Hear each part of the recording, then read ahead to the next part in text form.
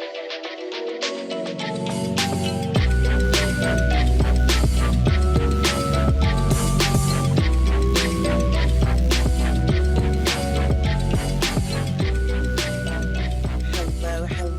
lovelies. Welcome back to another episode of The Goddess Complex. I'm Ashley Michelle, your host, and it's Monday. And on Mondays, we read tarot. How has your October been? I hope it's been everything you wanted and more. We are officially into the second to last week of October. My goodness, what a whirlwind it's been. I think I am most looking forward. Oh, God. I think I'm most looking forward to Jupiter going back into Pisces next week. I'm really looking forward to that. Ironically speaking, Jupiter goes back into Pisces plus or minus a day around the same time that we have our solar eclipse in Scorpio next week. And the astrological weather for October has just been, wild. I'm sure you've been feeling it, especially if you're a person with a lot of water in your chart.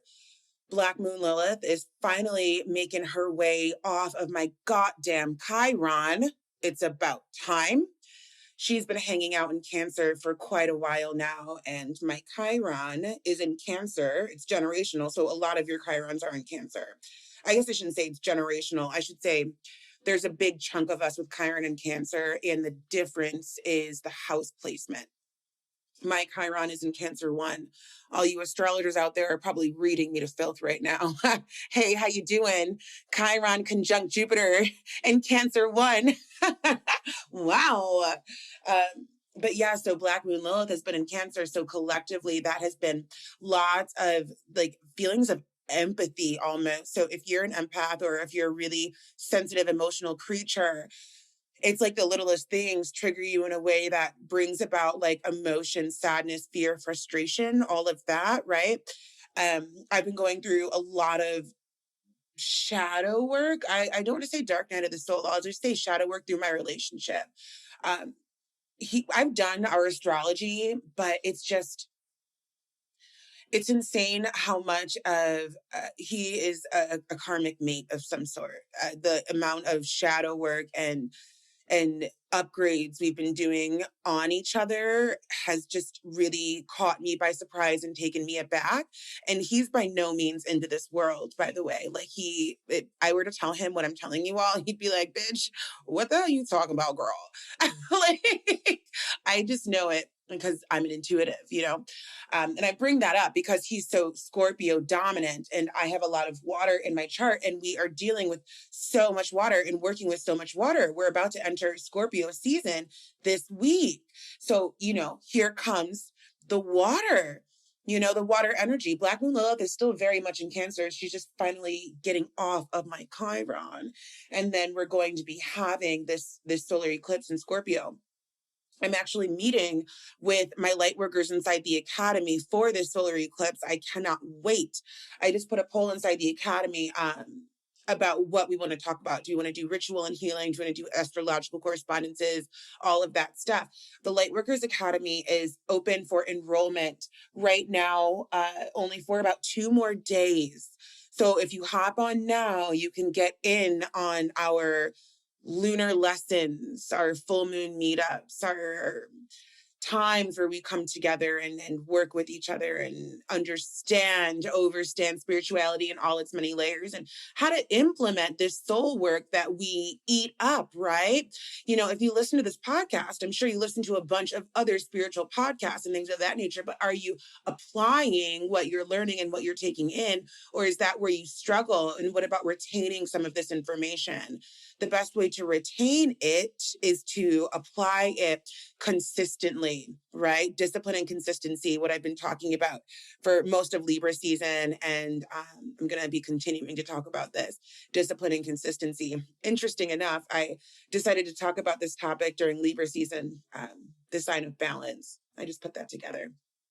But anyways, so the link is in the show notes if you want to learn more about the Academy and if you're ready to sign up and take a deep dive with me. If you love this podcast, which is free, can you imagine my paid shit, babe? It's a vibe. This week on the Goddess Complex, we have a very special guest on this week's full episode on Thursday. I cannot wait for you to listen to what this beautiful being is dropping on us. I'm not going to tell you who they are. I'm not going to tell you who they be, where they are, what part of the world they're in, what they do. You got to wait for it, baby. You got to wait for it on Thursday. So make sure you're following the podcast. You have that alert bell on so you know when new episodes are uploaded, and get ready for this juicy, juicy tea we have dropping on this Thursday, the 20th of October. Awesome. Let's read some cards. So I have a special treat for you today. I'm just the gift that just keeps on giving, right, babe? I'm using my layered deck. In last week's episode, we talked about tarot tips, and I totally forgot about this tip, which is fantastic. Using 2 decks when you're working with clients. So obviously one deck is 78 cards, but when you use 2 decks and you pull the Queen of Swords twice, well, you know we got some Queen of Swords energy going on. You know what I mean?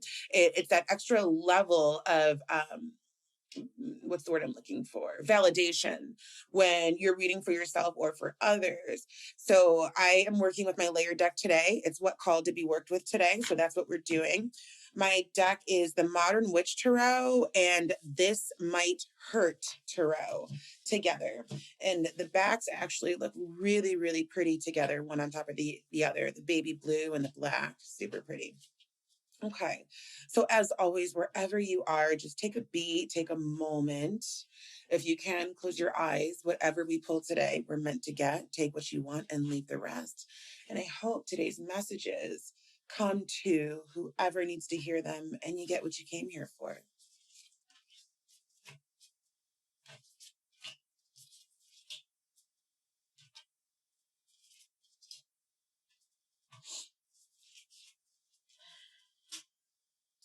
Today we're going to pull a 6 card just because we're doing a layered deck and I feel called to do that.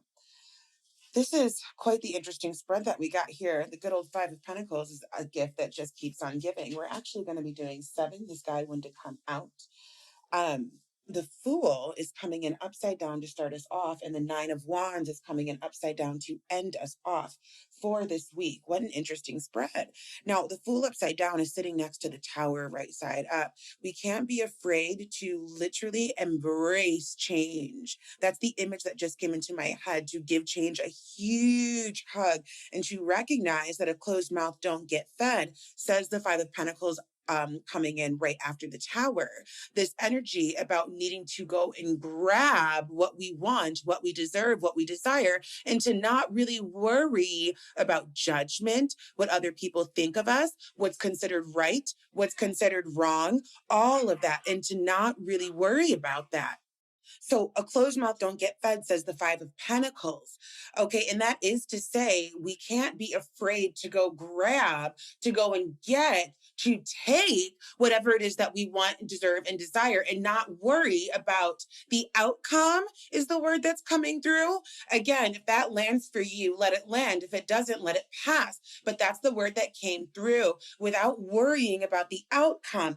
Another thing I'm going to say to back that up is we have our 4 of Pentacles coming in upside down right after our 5 of Pentacles. And so the 4 of Pentacles upside down is about hanging on to things too tightly because we're afraid somebody's going to take them from us. Right? We worked so hard to get where we want to go. We worked so hard to get there, and I'll be damned if somebody takes it from me. So I'm just not going to move. I'm not going to let it breathe. I'm not going to let it grow. I'm going to stay right here like cement, right? The image that just came through was playing possum. For those of you who may be not from the US listening or don't know what I'm talking about, playing dead. Playing possum, like if I don't move, they won't see me. That's the image that's coming through when I'm looking at the 4 of Pentacles upside down and somebody just hanging on to their stuff, right? This goes right back to the Fool coming in upside down. that we started off with. We can't be afraid to make a move. That's what I'm going to say. We cannot be afraid to make a move. What do you deserve? What do you desire? And are you making steady, consistent steps to get there? Is it building your business? Is it being more visible online? Is it finally losing the weight? Is it calling in the partner? Is it buying a house? Is it getting a divorce? Is it having a baby? Is it getting more steady and structured into your spiritual practice? Is it opening up your channel, right? Oftentimes we think about it would be nice to have fill in the blank, or eventually I'll get fill in the blank. But what are we actually doing to make steady moves to get there? Or are we sitting in a pocket of fear, worry, fear, and doubt because we're afraid that if we make a move, we may just lose everything that we've worked for? It's time to think a new thought, says the Ace of Swords coming in directly after the Four of Pentacles. Directly after this Four of Pentacles upside down, directly after this energy about hanging on way too tightly to everything that we've worked hard for and not making a move, Spirit comes in hard with the Ace of Swords right side up. And guess who comes in after that, babe? The Death card. The Death card. It's time for us to think a new thought. And how potent, how beautiful that we're receiving the spiritual tea the week before the solar eclipse, the same week that we enter into Scorpio season. This energy about death and rebirth and regeneration. This energy about making something new again, what's old, and recreating it into something new. This energy about power. The Scorpio loves power. And the Scorpio also loves control. When I look at the Fool upside down, I see somebody who wants to keep control, because the Fool upside down is afraid to make the move. They're afraid to do something crazy. They're afraid to do something daring. They're just afraid. They're not here for all that noise. They want to stay with what they have because that's what they know. So they're living inside of, the ego matrix, if you will. So we're dealing with these different vibrations of scorpionic energy as we move swiftly into Scorpio season this week.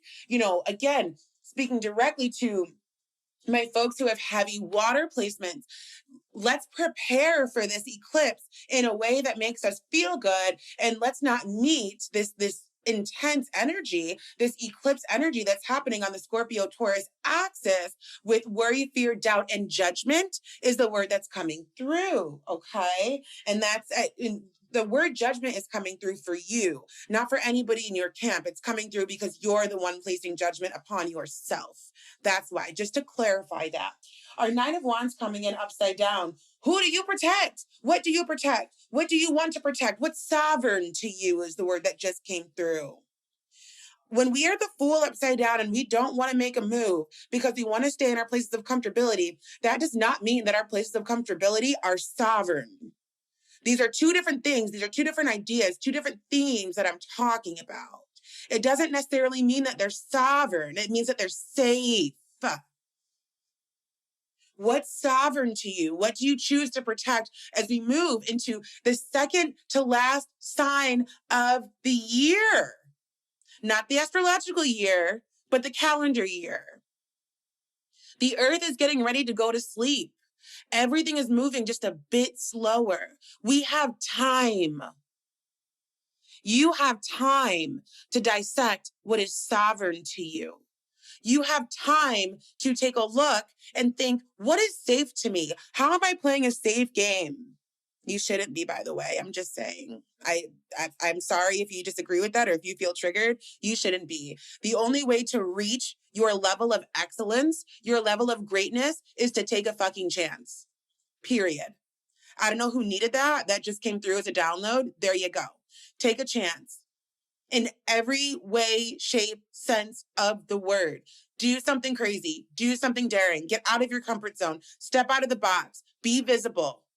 That is literally the only way that you are going to reach your level of excellence. By the way, your excellence is infinite. It's infinite, babe.